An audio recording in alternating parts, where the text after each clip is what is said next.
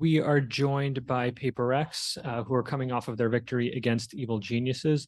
We're going to begin with some clips first, just for any kind of reactions. I think there's going to be 4 real quick. We'll start off first with just a general, any general thoughts. I think this one is coming to Mind Freak.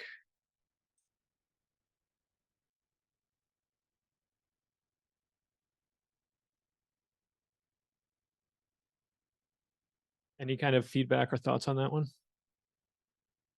You guys aren't getting audio, are you? No, we are. Wait, no, there's no. This is Oh, question from that. This is a question for me or? Yeah. Any thoughts on this clip, or do you guys just want to go to the next one? Actually, I don't have any thoughts. All right. We'll Nice clutch. All right. We'll go next. Jack, going to the next clip right now. Stand by. It's gonna be you again, Aaron. This is for Devi.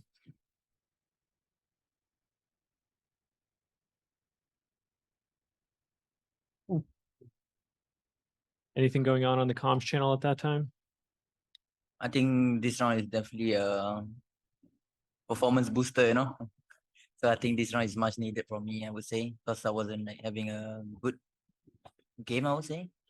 So yeah, I mean, definitely good.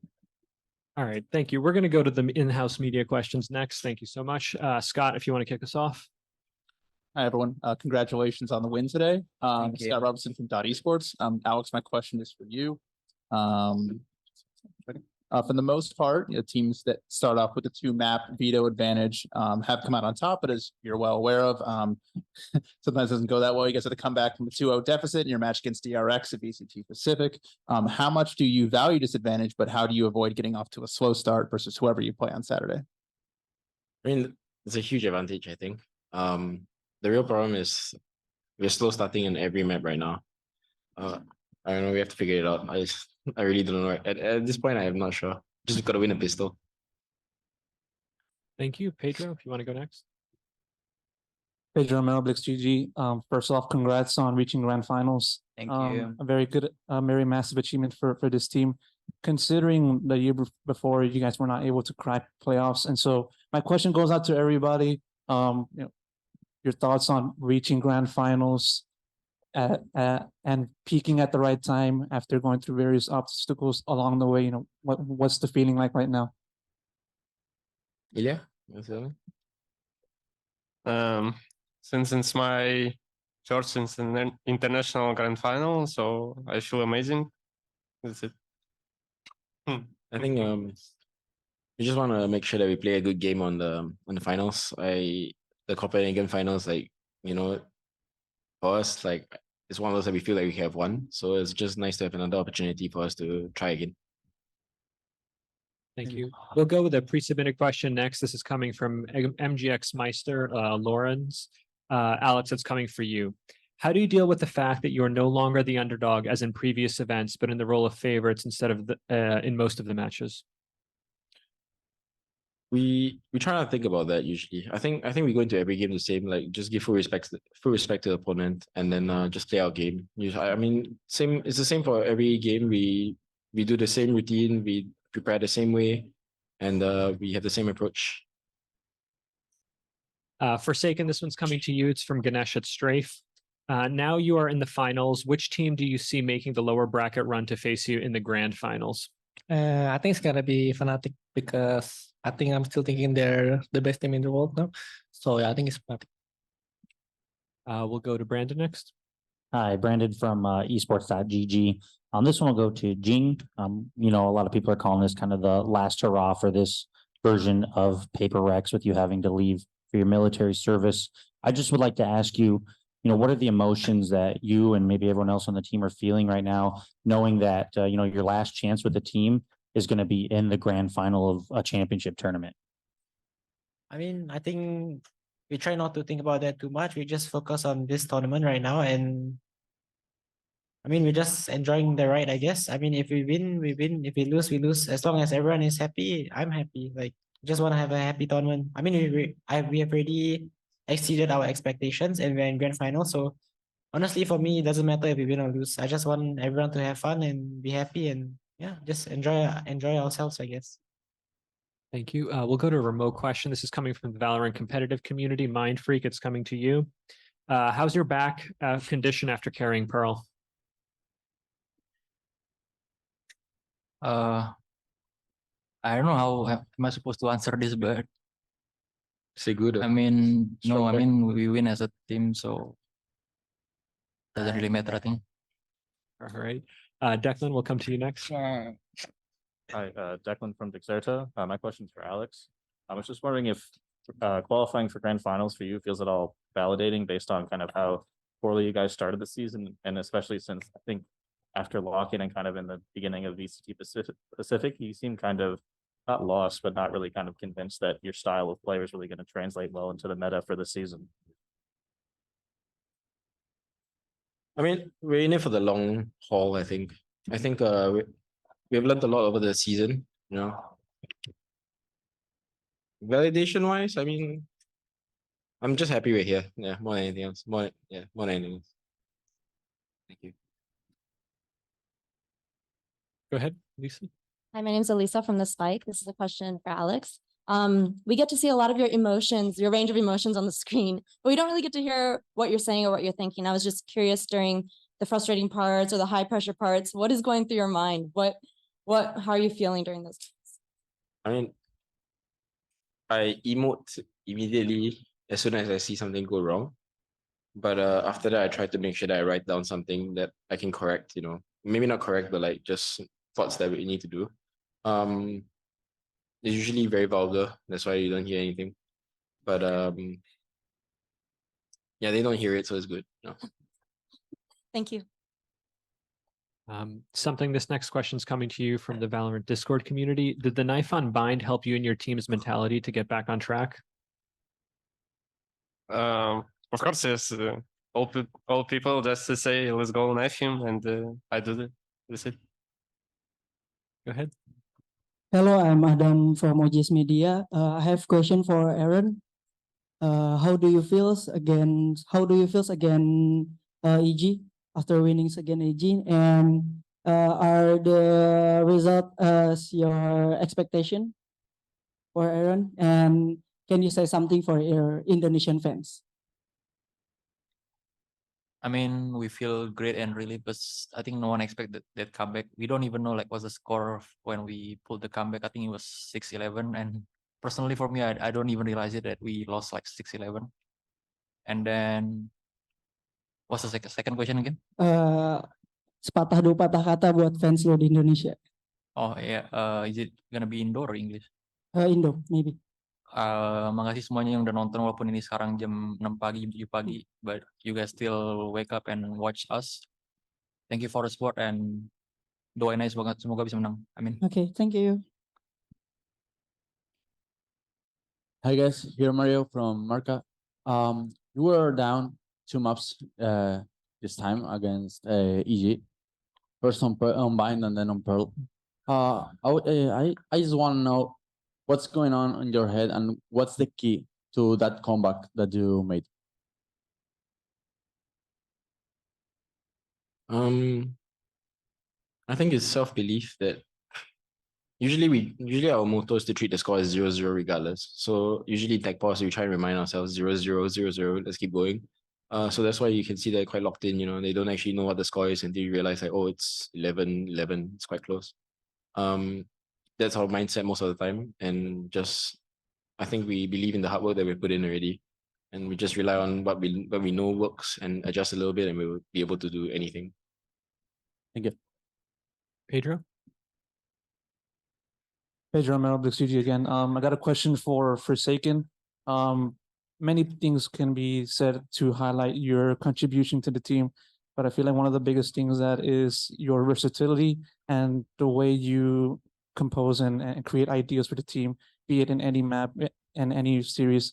And so for your career, you know, you played around 17 agents in total, quite a big pool, agent pool, and it speaks to the high level that you've shown throughout your career. And so where do you get your versatility from? How does that versatility come together? And also, how do you brainstorm your ideas when it comes to preparing for a given team at a time?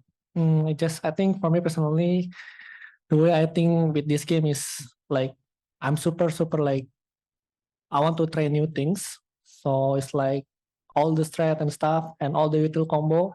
I always like learn from myself, like how to molly here, like unexpected position that enemy might be like get pressured. So yeah, I think it just come from myself that I really like to being creative as myself and like like try to like make new strategy for my team, and I just really like doing it. So yeah. Thank you. We'll go to Razor next. Hi, this is a question from the Valorant competitive community for Ilya. We know that you're mechanically gifted, yet your nerves seem to have gotten the better of you today. What do you focus on, and what does your team tell you to get your mental back into the game? You still did incredible, and I hope you won't ever lose faith in yourself. And congratulations to PRX for making it. You're doing Asia proud. Thank you. I mean, for me, just players still support me, and do something for me so I can come back in game. And also in this game, I just think when I play tournament, I play so fast. It's game become for me like in 1 second. So I need to fix this, and that's it. Thank you. Go ahead. Hi, Jack from GG Recon. Congratulations on your win today. I got a question for Mind Freak. Even though you were playing against NA opponent, outside all the fans were wearing PRX jerseys. In the stands, everyone's cheering for PRX. How does that feel to have that support behind you, even though you're not on like home turf? And how did that help you win in the final stretch? Honestly, like personally, I don't think like I don't really affected by the home turf, that kind of stuff, even though like they are American team and then like this is like their home turf. I think we've been there, done that before in Korea. So yeah, I mean nothing much. Okay, thank you. Pedro?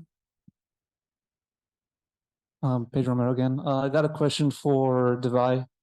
It's sort of similar to my first question earlier on in the press conference, but you guys previously cited as your appearance in the grand finals in Masters Copenhagen as being one of the high points in this team's existence. And so when you reach the grand finals of champions and get back to where you were back then, what are some takeaways that you had from that prior experience that you feel you can put to use for this go around?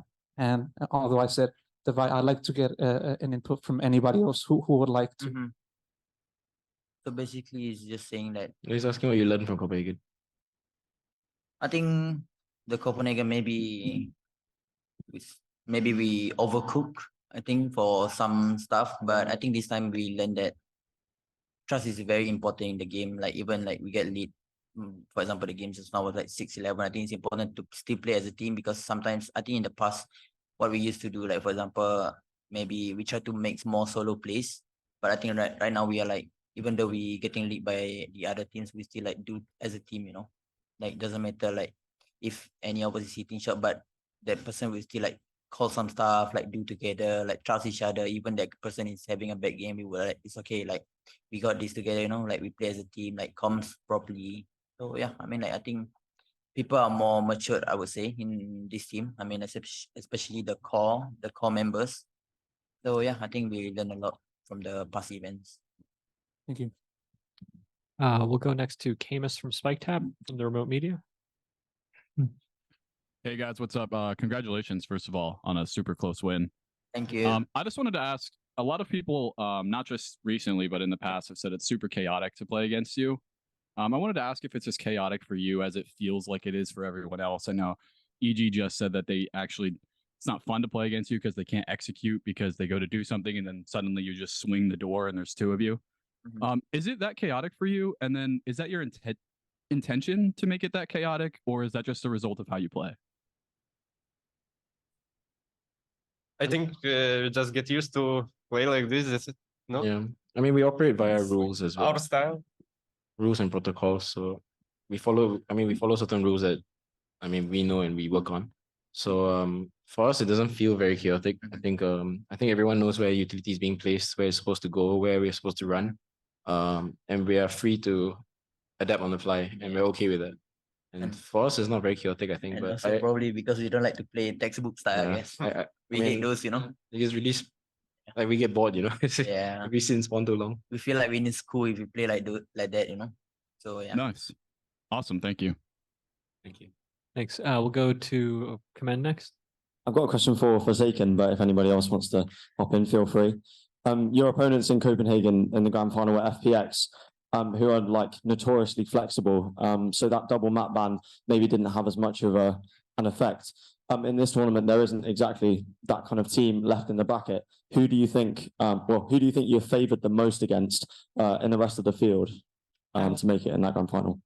I really want to meet Boster because No, it's it's like, my who are we best against? best against. Yeah, out of the last 3 teams. I think it's EG, no? EG. Yeah, it's I probably- think it's Oh, okay, yeah. Being based able on- to then fracture based on is the a map rules. massive advantage against EG. Yeah, I think it's EG. Great, thank you. We'll go next to Nerditude.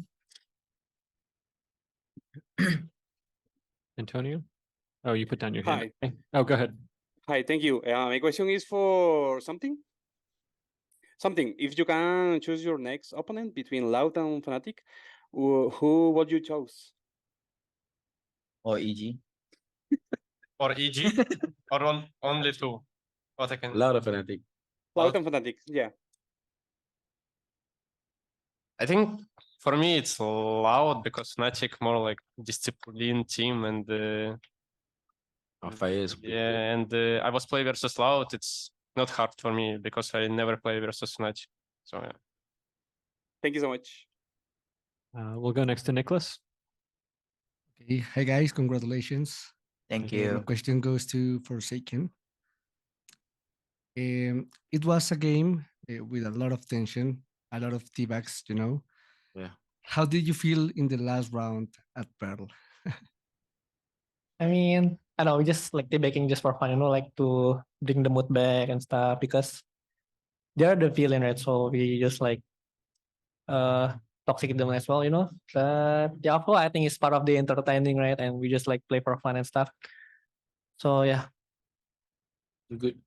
We'll do Tibek for all Asian players. For China. Yeah, for China, for China. Yeah. Thanks. We'll go next to the question in the room. Pedro, go ahead. Yes, this open-ended question is similar to the previous answer about the teabagging thing. I just want to know how you guys went through that, you know, with EG teabagging on you guys and then you responding back, you know, throughout the series, you know, what was that emotion and vibe like, you know? I think it's like no emotions. We just do this for fun. Actually, we got warning for teabagging. Yeah. We got warning for doing too much. Yeah, but honestly, I don't really like it. Like when they teabag, because you get carried away. And I usually like tell them off in practice if they start doing this. But I guess because EG doesn't mind, why not, right? Thank you. We'll go next to Ganesh at Strafe. Yeah, this is for Alex. On Bind and on Pearl, the maps you won, you had to come back from a significant, not significant, but a disadvantage. Would that be talked about before your next series? Would that be something you would want to improve upon that you don't get into those situations? For sure. I mean, we review all the games anyway, so having to come back is usually not a good sign. That like in terms of like map pool strength, I think we have a pistol run problem right now. We need to solve that. Yeah. I mean, I wouldn't say it's a problem, but they're just making some really bad errors and it's costing us like push rounds and it makes it really hard for the game to like get a feel of the game. So that's actually the thing we want to address the most. Maybe we need to find a team to like just play 30 rounds of pistol or something with, you know. Who knows? Yep. Thank you. Thanks. We'll go to Rohan. Hey guys, congrats on the win. This Thank you. question sort of related to the last one, but I know Forsaken said in today where he was like, we have a slow start usually where in the first map we're still slow to start and then we come back later. Even today, even on Pearl, you guys were trailing by like 6 or 7 rounds and then you came back and you went to overtime. So what what's the team mentality, or like what do you guys actually, is it Alex or is like someone who motivates the team when it comes to these pressure rounds? Yeah. I mean, we always start slow. I don't know why, and we have to fix it. But I think on the third map, we managed to come back. It's because that we don't really think about the score that much. We just like always calming all the time. We just like trust each other. Everyone all make decision, and we always just like trust them and try to play the game as well. Not like get tilted, I think. So I think the reason why we managed to pull a comeback, I think because we also believe in ourselves. So yeah. Yeah, and maybe like having Ting in your team is very like, I mean, he's a bundle of positivity, you know. So usually like it's very easy to feed off his positive energy. Thank you. And we'll take one final question from the room. Hi, this is a question from the Valorant competitive community. Jason, we know that your brother Accurate is a legend in Asian CSGO. Did he teach you something about being this resilient in close games? And what's your relationship with your brother like, with you both being from tax shooters? And my brother, I think Legend in CS. yeah, he's a legend in CS too. Are you a legend? And you? I mean, come on, we have a good relationship, and I think now my brother see me that I'm in this like job in Valorant. I think he's really proud of me, and he teach me a lot of stuff as well in Valorant.